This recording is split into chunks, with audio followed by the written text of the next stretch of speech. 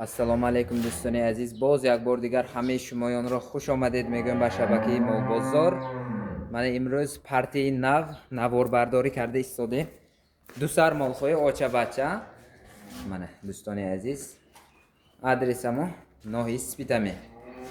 دوستانی عزیز همین مال را رقمی یکم گفته معلومات را آغاز میکنیم دوستانی عزیز. دربارش معلومات میتیم دلشاد. من دوستانی عزیز پرادش چگونه است؟ تازه شویدسکی پارودا. من دوستانی عزیز تازه شویدسکی پارودا. یک بار بچه ایدر کنچی؟ دوستانی عزیز ما به نهایت بهترین دست کنیم. حالتش رو ببینید. چند لیتر شیر داده است؟ 13 لیتر. 13 لیتر با شیر تامین کرده ایستاده است. من دوستانی عزیز چهار پستانش مساحتی دور جای گفتگی است. این جوشیدن به خیلی قلای است دوستانی عزیز. ملایم جوشه؟ من دوستانی عزیز دهنده ملایم جوش است. 13-14 لیتر با شیر تامین کرده ایستاده است. من دوستانی عزیز 12 لیتر به صاحبش کفالت میدهد. من دوستانی عزیز رگ های شیرش را بینید. حالت به نهایت کلان است دوستانی عزیز. دندانش را بشو. دندانش هم 8 بوده است. 8 دندان بوده است. سیم زامی؟ سیم زابه 100% موافقت میکند. من دوستانی عزیز مال خیلی پهم است، کلان است دوستانی عزیز. از اکران خود چخل نمایان شده است و میدانم دوستانی عزیز در حقیقت مال گیگانت است دوستانی عزیز. حالت اش را بینید. مال همه طرف لما است دوستانی عزیز. بچهش چند روزه؟ 6 روزه. اون چه این ایشیرسکی می چیزه گیبرید است دوستانی عزیز. من حالا دشم به حالا بهترین است. 6 روزه من ما را با دقت تماشا کنید. این طرف بگرد.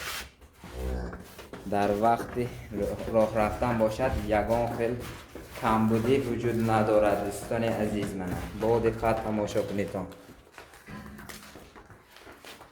ما کفاش راست پخم دست میتیم دوستان عزیز. من تازه شویدسکی پراده. با دقت تماشا کنید. نرخش غناجینچش را بینید. غناجینچش هم خالته دارد دوستان عزیز. من غناجینچش هم خالته دارد. با دقت تماشا کنید. آینده گاوی سرشیرترین حاکم کرد دوستان عزیز. من نرخش 31,500 میماندگی بودن من دوستان عزیز. اما برای پادپیسچکان یوتیوب کانال من ارزانتر کرده 3500 کرده ماندن دوستان عزیز. این گاو 33,000 بیان می ارزد دوستان عزیز. من این برادر ارزان میفروشد گاو خورا. من دوستان عزیز نیز کفالت میدهم. من در وقت جوشیدن یگان خیل شد زنی خصلتی بد نیست. من در وقت راه رفتنم یگان خیل کم بودی دیده نمی شود دوستان عزیز. گاو باشد همین قدر گاو باشد. من دوستان عزیز حالتش رو بینید. حالتایم دهشت است. من تعریف کردم به گپ نیست دوستان عزیز. من این طرف باز یک تکرارا راه رفتنش رو پیشنهاد کنید. من دوستان عزیز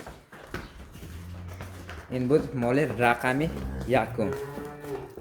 مرحمت دوستان عزیز معلومات رو ادامه میدهیم درباره مال رقمی دوم.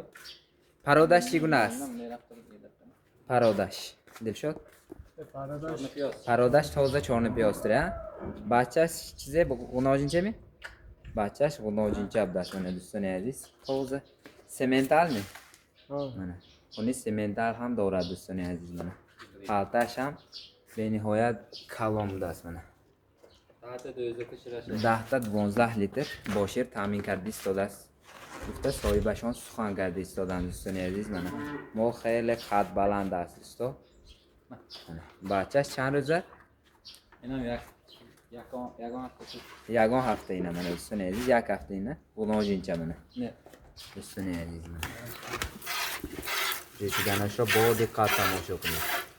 رگ‌های شیرش را هم با دقت تماشا کنید. من مولی سرشیر بودنش از همین رنگ‌هایش معلوم است دوستان عزیز. من پاکستانش مساحتی دور جای گرفتگی است. من با جوشیدن خیلی خوبی است تو. من مرحمت دوستان عزیز. من 8 دندان گوسلگیش رو عوض کرده است. موافقت میکند 3 امضا با من. 3 امضا شما.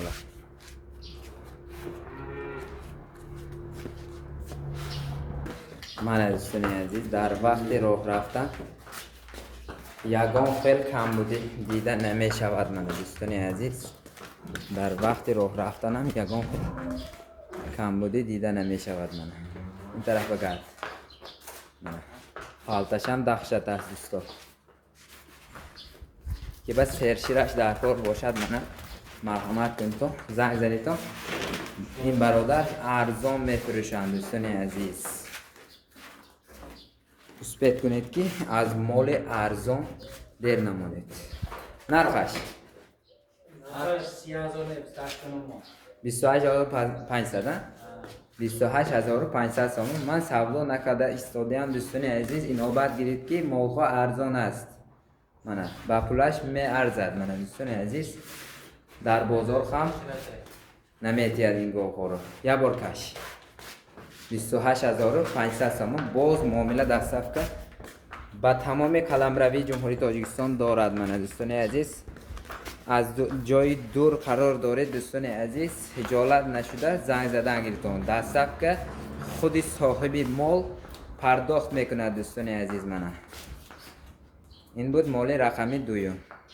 یک تا لایک پادپیس که کامنتاری رو فراموش نکنید تا که نوارهای از همه ارزان رو با پیشکشی شما گردم.